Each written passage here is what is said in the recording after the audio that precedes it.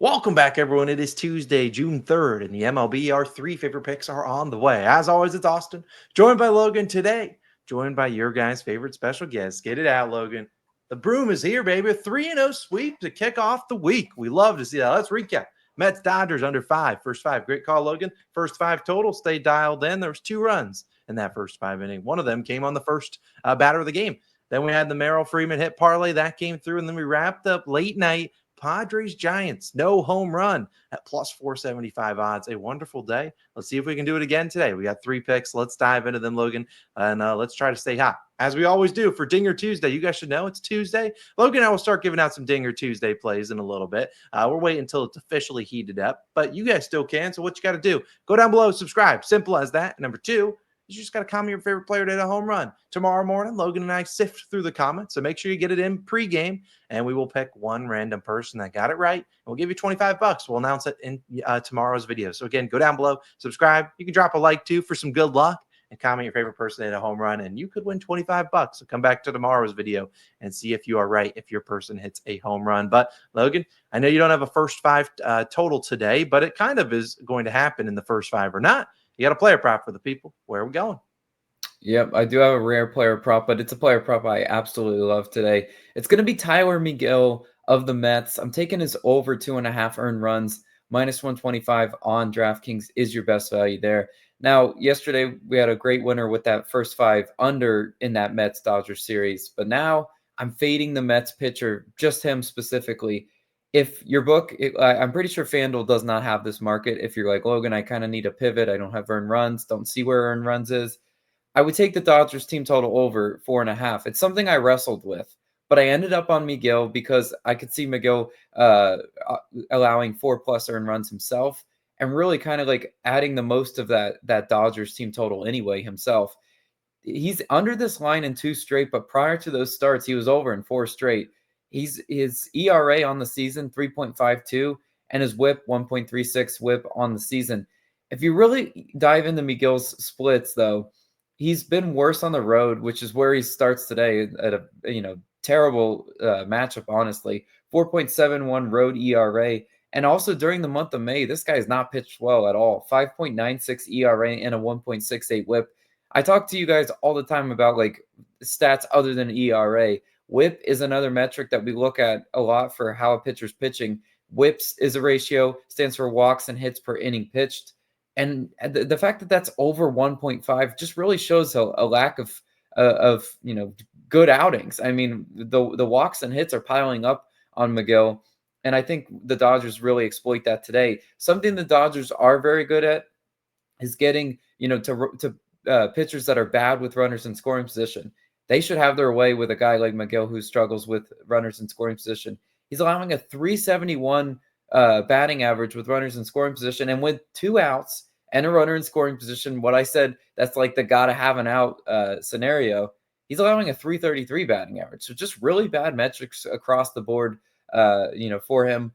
I think the Dodgers exploit that today. The Dodgers are such a good team at getting on base. That's why they really make these pitchers pay. At home, they're hitting 299 versus righties this season, which is just incredible. I think we look at a lot of these batters too. They have familiarity against Megill.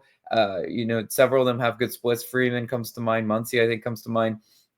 His last start, he also, the Mets allowed him to go 100 pitches. I like seeing that for a guy like him because the fact that they might just try to eke out a little extra out or two, try to maybe close out the inning with him, that's where the Dodgers really pounce on pitchers like this. I think he should be out there long enough for 3 earned runs. That's always something you have to ask yourself, with an earned run prop. Are they going to be out there long enough? I think he is today, and I love the over and earned runs as my favorite pick of the day. Hopefully we can cash that one and then also cash Austin's little parlay. Austin, what is it? Yeah, let's get into it. I don't have a hit parlay today because there's a bunch of hitters playing today, but just not that I love. But there's one guy I really love today, as well as a pitcher prop I like. That's a little bit too juice for me to take individually, but I think you parlay them together, get some decent plus money. We'll ride with it. Let's talk about it. We got Aaron Judge, and I put him New York Mets. That's obviously not right unless he follows the Juan Soto trend. But I have him to get a hit in here, as well as Pablo Lopez is under 18.5 outs. You parlay both these two together, plus 121. on DraftKings. It's right around the same odds on Caesars, Bet365. All these books are more or less the same. FanDuel does not offer. When I checked, they didn't have a Pablo Lopez under an outs line, but they might have one by the time you're watching. They normally post outs lines, and obviously they'll put Judge out there to record a hit. We normally don't take those hit parlays on FanDuel because if the guy doesn't play and pinch hits, you're screwed. What are the odds of Judge not playing today? Probably pretty slim. They always trot him out there, especially coming off a day off. But let's start with Judge, who we need to get through early, and then we'll wait to sweat out Pablo Lopez. But we know Judge has been awesome, and today he'll face Tanner Bybee. He's seen Bybee before, 3 for 6 lifetime against him. So solid splits there. Bybee has been worse on the road than he has been at home. He's obviously on the road here in Yankee Stadium. And you look at him, he's actually got reverse splits, a much higher batting average allowed to righties than lefties. We know Judge is a righty. Bybee is a righty as well. And you look at the pitches he's going to throw. He throws basically 4 pitches, 25% give or take of the time. Cutter, four seam, and sinker are 3 of those top 4 pitches. Judge crushes all of them. I mean, not a huge surprise for a guy batting basically 400. He's going to crush some pitches. All those he crushes. If he wants to spam sweepers, go for it. That's not a great pitch for Judge to hit, but it's also very hard to hit a sweeper. It's not like it's in the strike zone. So Judge isn't going to have a high batting average on a sweeper because unless it's one that doesn't really sweep, you're going to have him. It's not going to be very hittable. So again, I don't see him spamming a sweeper because it'll probably lead to a walk, which could happen. They could walk Judge. It's not a huge surprise there, but he's coming off a rare hitless game in that Sunday Night Baseball game against the Dodgers on Sunday. Had the day off. I trust him to go out there and get a hit on Bybee. Then we hopefully get to sweat out Pablo Lopez, who will face the Athletics out in Suter Park in Sacramento. This game has an over-under 10. Now, they aren't expecting a ton of runs to come off Pablo Lopez, and I get that. But again, it's still tough to go into the 7th inning. In my opinion, to go 7 for a guy like Pablo Lopez, that isn't necessarily the most efficient pitcher. He basically has to pitch perfect. And against the Athletics, they're a team that can hit righties well, and they don't strike out a ton. I mean, they did have that stretch where they were facing some guys, and they were just striking out left and right, where McCullers got him and Jose Barrios got him. But, I mean, since then, and even those guys didn't go over this line and get into the 7th inning against them. I mean, it's just an A's team. Of the last 13 righties to face them, only one of them went over this line, and it was Zach Wheeler. And Zach Wheeler, one of the best pitchers in the MLB, he only gave up 3 hits and 2 walks, and he didn't even make it through 7. He just got to 6 2/3. So, again, even a game that Zach Wheeler pitched perfectly, he barely squeaked over this line. This is an A's offense that can tattoo him and get him out of there quickly. They can be patient at the plate, fouling off pitches. I don't expect Pablo Lopez to walk many guys. It's not really what he does. But you could say the same thing about Joe Ryan. He hasn't really walked many guys either. And yesterday, they got 3 walks on him and got him out of there after the 5th inning. So, again, I look at these two. Apologies to my Yankee fans. I didn't mean it. Just simple typo. But Aaron Judge to get a hit. Pablo Lopez under and outs. I like it. Plus 121. I'll put a unit on it. Hopefully, Judge can come through early because I would really hate to lose on him. But I do think he gets us a hit. And then we wait it. Just wait out a little Pablo Lopez late night in Sacramento. Our third play should come as no surprise. Yesterday, we took the no home run in the Padres and Giants game at plus 475. And once you know, we're running it back, baby. We're taking the first home run to be no home run in the Padres and Giants game.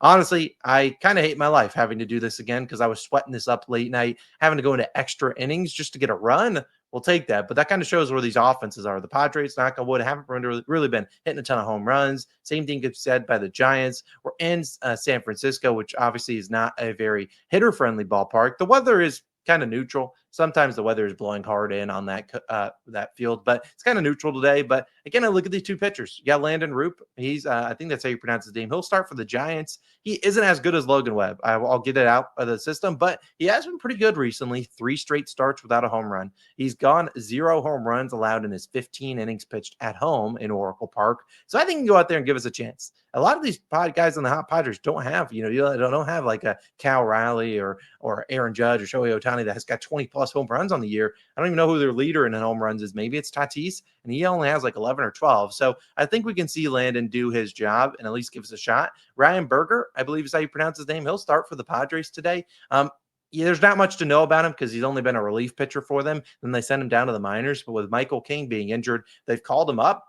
I don't know a ton about him, and I get that, but I do look at his recent starts. He's had 3 straight starts in the minors, no home runs, and I get that that's the minor leagues, but again, that was in the Pacific Coast League. Those are all very hitter-friendly ballparks. In fact, his most recent start where he gave up 0 home runs was in Suter Park, exactly where the Athletics are playing right now, where you see a total of 10. So the fact you can go out there and give up no home runs in one of the most hitter-friendly ballparks outside of Coors Field, I feel like he could go out there and do his job. Yesterday, there was not a single ball hit that would have been a home run in any stadium, and the Giants stadium is very pitcher friendly. So if we can keep the ball on the ground like we did yesterday at plus 500, we're only putting a quarter unit on it, so we're not trying to go for crazy 1 unit to win to 5. It's just a quarter unit play. If it doesn't hit, whatever. But at plus 500, I think we had a chance there. Other books you're seeing plus 350 on Bet365 and about plus 300 on FanDuel. So clear value if you can play some on DraftKings for quarter unit to win back 1.25. We'll see if the no home run plays can stay hot.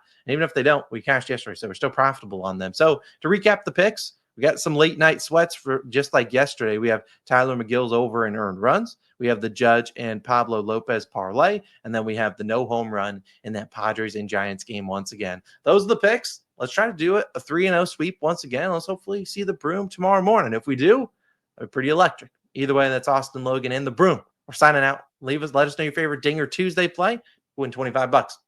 Simple as that. Let's have a day, and we'll see you guys back tomorrow, picking out that giveaway winner, and hopefully with the brooms out once again. We'll see you then. Peace.